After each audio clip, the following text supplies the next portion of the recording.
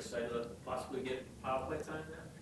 Pardon me? Is Zadorov excited Oh, to possibly get into the power sure he is. Just ask him. Yeah. But this is we're trying to sort through and see who we think can help us with the guys that may not be available tonight. If in fact Mason can't go, we'll see. But we're just trying some different things out there this morning. When there's a break, what's kind of your process of jumping back in, whether it was when you were a player or now as a coach? Well, this is an extended break. You have I don't know how long it was, two weeks in between games, but we had I think it was 8 or 9 days completely off the ice. So for me, it was just a matter of, are you asking me personally? Yeah. Oh, okay, I don't know. All right, yeah, for me, it was personally, it was just take some time away from the game for a few days, unplug, and then, get back at it again and look at some things for us as a group maybe that we can tweak and maybe make some minor adjustments for our team moving forward.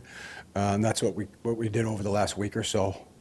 And when the players come back in, do you have like a meeting, like this is our goals for the last 25 games? Or is it- Yeah, we've talked to the team about expectations moving forward and how we want to go about achieving those goals. And we also talked about the mini training camp, so to speak, that we tried to implement here over the course of the 4 days that we had before our first game. And I thought that the pace in camp was good. I thought the intensity was good. Those days, we extended some of the practice times that we normally would because of the time off. But I thought we got out of it. We got out of the practices kind of like what we were looking for. It was good to see that the guys were able to execute what we were looking for. I'm hoping to see project about this last stretch here. What steps do you want to see him take? We want to see him continue to build his game, both offensively and defensively, away from the puck. I think that Maddie's made some good strides coming back from Providence when on his recall. For him, it's about gaining that confidence as far as being able to finish shifts the right way. And what I mean by that, and when you get to the end of the shift, you got to make the right decision. If you're going to try to stay out there, you got to make sure that you have the energy to do it. If not, you got to make sure you're changing at the right time. So there's some game management involved in there, I think, as a young player that you're always trying to learn, and we're trying to help him figure that out. Offensively, we still like to see him build his game. He's done some good things. He continues to hold on to the puck in the offensive zone. He has the ability to see guys coming in late when he turns up in the offensive zone. So there's some good things that I think he can build on his game offensively, and defensively. We'll continue to work with him. In our system, the centerman has a lot of responsibility. Typically, he's the low forward coming back into our D zone, as you know, and so it requires a lot of work. It requires a lot of details, and we'll continue to work with him in that area. And he's done a pretty good job for the most part.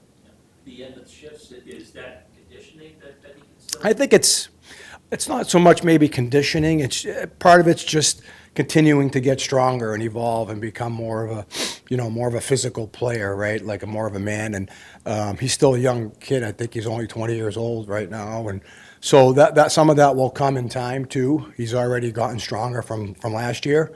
And like I said, it's part of the game management, understanding just those type of scenarios that arise during the course of a game. With Charlie and Hampus both out, what's kind of your message to Zadorov and Carlo, two veterans who might have to shoulder a little more minutes now? Well, for those two and for all our D, it's everybody needs to step up. That's just the way it is right now. And we've played without Lindy. I said this yesterday. We've played without Lindy for a long time now. Charlie's missed some games leading up to the break there. He missed about 7 games, and we were able to hold our own. We did a decent job. It's just about the group sticking together and really trying to, elevate or just take on a little bit more responsibility. And when you have Carlo and you have Zadorov, 2 veteran guys, you're going to lean on those guys a little bit more in certain situations. It's just the way it is. But we need a collective effort from everybody, not just our D. I said this the other day as well. Our forwards too. Like we all have to be able to raise our level here now, and we need to raise it anyway because of the last 25 games. I'm ready whenever they need me. You looking forward to it? Yeah, it's exciting. It's a new challenge for sure. Yeah. just the overall challenge without Hampus, without Charlie. How are veteran guys like yourself who are approaching this? Yeah, no. Somebody on the back end got to step up, fill those minutes, fill those roles. Obviously, we have no time to get going. We have to be ready to play right away. We got 25 games left. There's a lot of teams fighting for playoff position in our division and conference, so I think every game is a playoff game for us.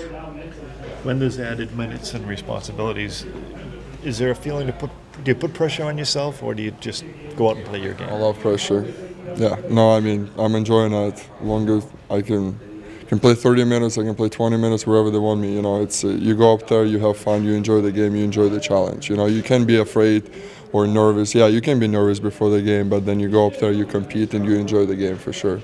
This is the biggest challenge coming off of a break like this for you and for the team. Yeah, just start smart. Smart and simple. Obviously we haven't played hockey for 14 days, right? Yeah, less. So I think it's just to get legs under us, the touches, the timings and everything. Obviously, when you play every other game, you kind of have that in your blood and your mentality already. But now when you miss that much time, it's just take it simple at the start of the game and the good things will happen. We saw you at the Garden for the Four Nations. How much did you enjoy that? And did it get your juices flowing for the stretch run here? Yeah, no, I love it. I watch every game. I think it was an unbelievable job by NHL and NHLPA. I think they picked the right timing right away. That Saturday game was probably the best hockey I ever watched in my life. Obviously, not just because of the fights, the quality of the hockey, the stakes, the positioning, the best on best. It's fun. Obviously, just we need to bring Russia back up there and then have those three teams compete, and we'll see who's best at it next time. When you saw the gloves drop 3 times in 9 seconds, how surprised were you? I was a little bit, but you know what? I was sitting at the restaurant in Miami and I was watching on my phone. And after third fight, after Millsy's fight, I had goosebumps and I had tears in my eyes. I was ready to go through the wall in the restaurant. That's how pumped up I was. It got me pumped up. It was cool. I mean, that's what hockey about. Guys fighting for each other, they're fighting for the flag, they're fighting for their country. It's great to watch. I mean, obviously it's a different feelings when you play for your country outside of the club, and I will never forget my times playing for my national team. It's been one of the best times in my life for sure.